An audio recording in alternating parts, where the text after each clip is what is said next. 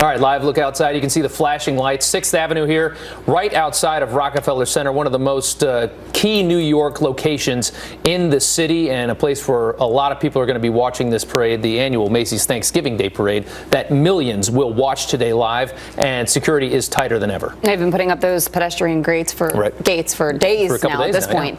And the NYPD ramping up their efforts after the deadly terror attack on a bike path in downtown Manhattan.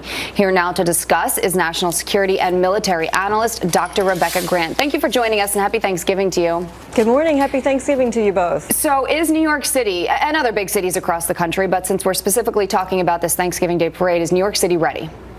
Absolutely, they're ready. But let me give you a little background on why.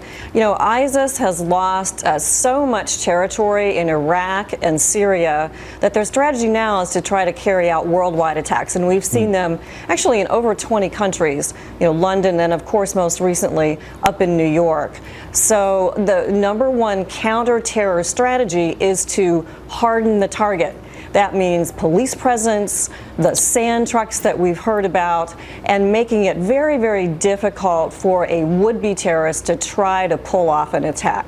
Yeah, well, as they get more and more eviscerated in those places, Syria and Iraq, there's a lot of talk that that's what ISIS will become, just online morphing people into their, people to do their dirty work for them in other places, hit the soft targets. You remember 2 summers ago in Nice when the truck plowed through on Bastille Day, killing almost 90 people. That was a big game changer for ISIS too. And now we've seen reaction to that here in New York, where we barricade the streets to stop the car attack. That seems to be the future for ISIS. That's what they can probably do the best at this point, right?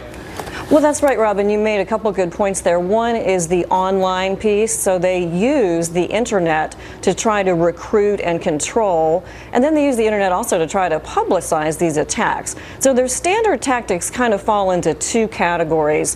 One is the vehicle attacks like we saw in Nice, in Germany, and of course then in New York too. The other one is very different. It's the small scale, typically a knife attack. Of course, there was a hatchet attack in Queens in 2014. There was an attack on a mall in Minnesota in 2016. But what they really need is surprise. And surprise is one thing that any would-be ISIS attacker is not going to have in New York today. The New York Police Department is absolutely on top of this, and they've been carrying out enhanced security now for several years for the parade. I think the scariest thing in this parade is going to be the Grinch balloon, but we need to have, but like the New York Police Department says, there's going to be a cop on every street. That's a great way to harden the target and, of course, to provide that vigilance and surveillance so that we can't let this ISIS psychological warfare affect us here on Thanksgiving Day. Dr. Grant, what can people do themselves to stay protected, and what should they look out for? 2 things. Have a plan. Keep your eyes open. And New York says they'll have a cop on every corner. They're outside your building right now, right? So if you see something, say something. But most of all, carry on. New Yorkers are gritty and resilient. All Americans are gritty and resilient. So the number one thing is to carry on. Keep your eyes open, of course. Have a plan, but go about your day. Go to the parade. Go to church. Do whatever you're doing on Thanksgiving. Okay. Dr. Rebecca Grant, thank you. Yeah, we walked to work today, and I saw a lot of cops out there already canvassing the area and trying to keep us safe. Doctor, thanks so much. Thank you. Bombshell